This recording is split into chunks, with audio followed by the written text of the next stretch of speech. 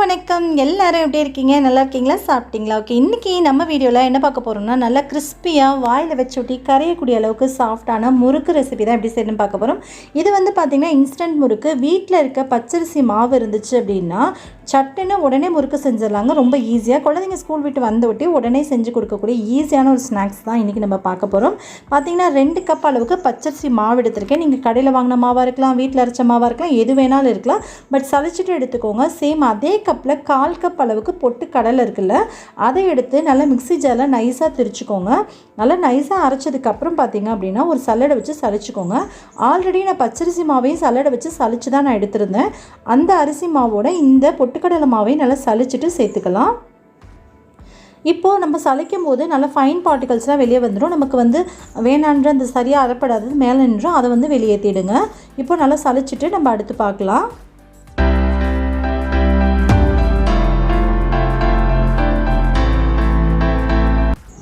இப்போது இந்த மாவு கூட பார்த்திங்க அப்படின்னா ஒரு 1/2 ஸ்பூன் அளவுக்கு பெருங்காயத்தூள் இருக்குல்ல, அது வந்து சேர்த்துக்கலாம்.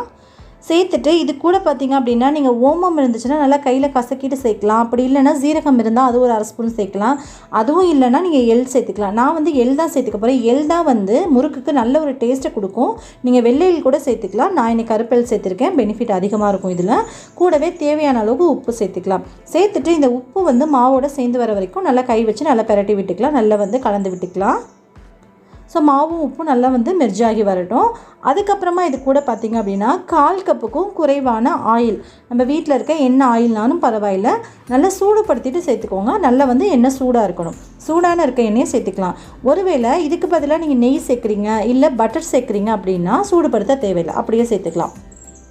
சேர்த்துட்டு இப்போ பார்த்திங்க அப்படின்னா ஒரு 2 கப் அளவுக்கு தண்ணி எடுத்து வச்சுருந்தேன். அந்த தண்ணியில் எனக்கு வந்து சரியாக ஒரு 1/2 கப் அளவுக்கு தண்ணி தேவைப்பட்டுச்சு. கொஞ்சம் கொஞ்சமாக விட்டு பிசைஞ்சு எடுத்துக்கலாம். ஒரு சப்பாத்தி மாவு பதத்துக்கு பிசைஞ்சு எடுத்துக்கலாம். மாவு பார்த்திங்க அப்படின்னா ரொம்ப கெட்டியமாக இருந்துச்சு அப்படின்னா நீங்கள் அந்த மிஷினில் நம்ம முறுக்கு குழாயில் இருக்குல்ல, அதில் விடும்போது நமக்கு வந்து விண்டு போயிடும். ரொம்ப டைட்டாக நமக்கு அமுத்துறதுக்கு வராது. ரொம்ப சாஃப்டாக இருந்துச்சு அப்படின்னாலும் முறுக்கு வந்து போட்டோட்டி எண்ணெயில் போட்டோட்டியே வந்து பிரிஞ்சு போயிடும். ஸோ அதனால் கரெக்டான பதத்தில் கை வச்சு அமுத்தும் போது ஒரு சாஃப்டான மாவு பதமாக இருக்க மாதிரி பார்த்துக்கோங்க. பாருங்கள், கையில் எடுத்து அமுத்தும் போது இது மாதிரி சாஃப்டாக இருக்கணும். ஒருவேளை உங்களுக்கு அந்த பதம் தெரியலன்னா நீங்கள் முறுக்கு குழாயில் போட்டு புழிஞ்சு எடுத்துக்கோங்க. இங்கே பாருங்கள், 2 கப் தண்ணியில் இதுதான் பேலன்ஸ் இருக்குது. ஒருவேளை உங்களுக்கு பதம் சரியாக தெரியலனா கொஞ்சம் மாவு எடுத்து கொலாவில் விட்டு பாருங்கள், புழிஞ்சு பாருங்கள். கரெக்டாக புளிய வந்துச்சுன்னா கரெக்டாக இருக்குன்னு அர்த்தம். ஒருவேளை உங்களுக்கு விட்டு போச்சு அப்படின்னா நீங்கள் மறுபடியும் லைட்டாக தண்ணி தெளித்து பிசையணும். இல்லை உங்களுக்கு ரொம்ப லூஸாக இருக்க மாதிரி இருக்குது அப்படின்னா கொஞ்சமாக பச்சரிசி மாவு சேர்த்து பிசைஞ்சுக்கோங்க, சரியாக இருக்கும். இப்போ நான் விட்டு ஏற்கனவே பார்த்துட்டு கரெக்டாக இருந்துச்சு. இப்போ மறுபடியும் நான் உங்களுக்கு மாவு ஃபில் பண்ணிவிட்டு நான் உங்களுக்கு பிழிஞ்சு காமிக்கிறேன். பாருங்கள், கரெக்டாக பர்ஃபெக்டாக வந்து நமக்கு வந்துடும். நான் இப்போ தண்ணி விட்டு மாவு பிசைஞ்சு காமிச்சேன் இல்லையா, நீங்கள் தண்ணிக்கு பதிலாக தேங்காய் பால் விட்டு கூட நீங்கள் வந்து மாவு பிசையலாம். ரொம்பவே அந்த முறுக்கு வந்து இன்னமும் டேஸ்ட்டாக அதிகமாக இருக்கும். நான் வந்து இன்றைக்கி தண்ணி விட்டு தான் பிசைஞ்சு காமிச்சிருக்கேன். தேங்காய் பால் விடும்போது முறுக்குடைய டேஸ்ட்டு 2 மடங்கு ரொம்பவே அதிகமாக இருக்கும். நீங்கள் வந்து உங்கள்கிட்ட என்ன முறுக்கு குழா இருக்கோ அந்த மாதிரி முறுக்கு குழாவில் இது மாதிரி மாவு ஃபில் பண்ணிக்கோங்க. அதே மாதிரி அச்சும் வந்து நமக்கு விருப்பப்பட்ட அச்சு வந்து நம்ம உள்ளே வச்சுக்கலாம். நான் வந்து என்ன மாதிரி அச்சு வச்சுருக்கேன்னு நான் உங்களுக்கு காமிக்கிறேன். பாருங்கள், இப்போ லைட்டாக அமுத்தி பார்த்தோம் அப்படின்னா வெளியில் வருதில்ல, இந்த ஸ்டேஜில் எடுத்துகிட்டு ஒரு கரண்டியில் விட்டு புழிஞ்சுக்கோங்க. நீங்கள் பிகினஸாக இருந்தீங்க அப்படின்னா உங்களுக்கு வந்து எண்ணெயில் டேரெக்டாக பிழிஞ்சு விட கஷ்டமாக இருக்குது, பயமாக இருக்குன்னா நீங்கள் வந்து இப்படி கூட பிள்ளைல. இங்கே பாருங்கள், அச்சு வந்து இது மாதிரி அச்சு தான் நான் எடுத்து யூஸ் பண்ணியிருக்கேன். ஒரு பூ மாதிரி இருக்குல்ல, இது மாதிரி 3 பக்கம் இருக்குது, இதுதான் நான் யூஸ் பண்ணுறேன். உங்களுக்கு எது விருப்பமோ அதுக்கு தகுந்த மாதிரி அச்சு நீங்கள் மாற்றி யூஸ் பண்ணிக்கலாம். ஒரு கரண்டி வச்சுக்கோங்க. கரண்டியில் வந்து மெதுவாக விட்டு பிழிஞ்சிக்கிட்டு அதுக்கப்புறமா நீங்கள் எண்ணெயில் மெதுவாக விட்டுக்கலாம். அப்போ வந்து உங்களுக்கு கையில் தெரிக்குன்ற பயம் இல்லாமல் இருக்கும். இல்லை உங்களுக்கு ஈஸியாகவே எண்ணெயில் புளிய முடியும் அப்படின்னு நினச்சிங்கன்னா டேரெக்டாக எண்ணெயிலையும் பிழிஞ்சு விடலாம்.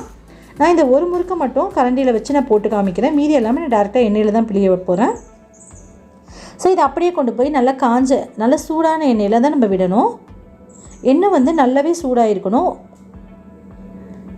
எண்ணெயில் போட்டு ஒட்டி டக்குன்னு வந்து பார்த்திங்க அப்படின்னா நல்ல மாவுடைய இது உள்ளே போயிட்டு நல்லா உங்களுக்கு பொங்கி வரணும். இங்கே பாருங்கள், இது மாதிரி பொங்கி வர மாதிரி நல்லாவே எண்ணெய் சூடாக இருக்கணும்.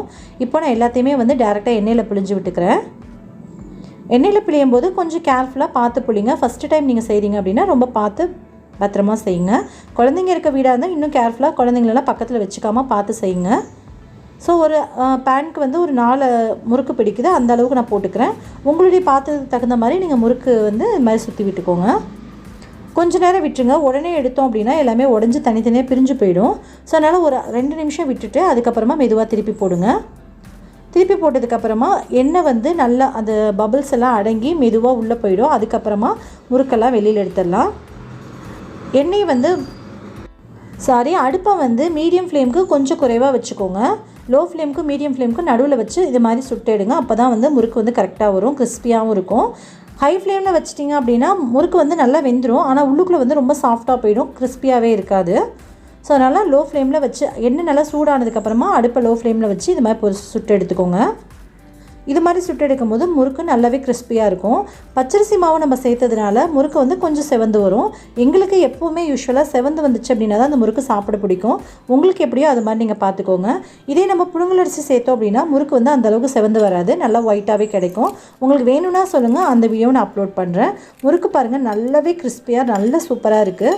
கண்டிப்பாக இதே மாதிரி நீங்களும் ட்ரை பண்ணி பார்த்துட்டு எப்படி வந்துச்சுன்னு கீழே கமெண்ட் பண்ணுங்கள். உங்களுக்கு இந்த வீடியோ பிடிச்சிருந்தா வீடியோக்கு ஒரு லைக் கொடுத்துட்டு நம்ம சேனலை சப்ஸ்கிரைப் பண்ணிக்கோங்க. கூட வர பெல் ஐக்கானை கிளிக் பண்ணிக்கோங்க. ஸோ தட் நான் எப்போலாம் இந்த மாதிரி இன்ட்ரெஸ்டிங்கான வீடியோஸ்லாம் போகிறேன்னா உங்களுடைய மொபைலுக்கு உடனே நோட்டிஃபிகேஷன் வந்து சேரும். நீங்களும் மிஸ் பண்ணாமல் பார்க்கலாம். இவ்வளோ நேரம் பொறுமையாக பார்த்தவங்க அனைவருக்கும் ரொம்ப ரொம்ப நன்றி. உங்களை இன்னொரு இன்ட்ரெஸ்டிங்கான வீடியோவில் சந்திக்கும் வரை நன்றி, வணக்கம், தேங்க்யூ, பை.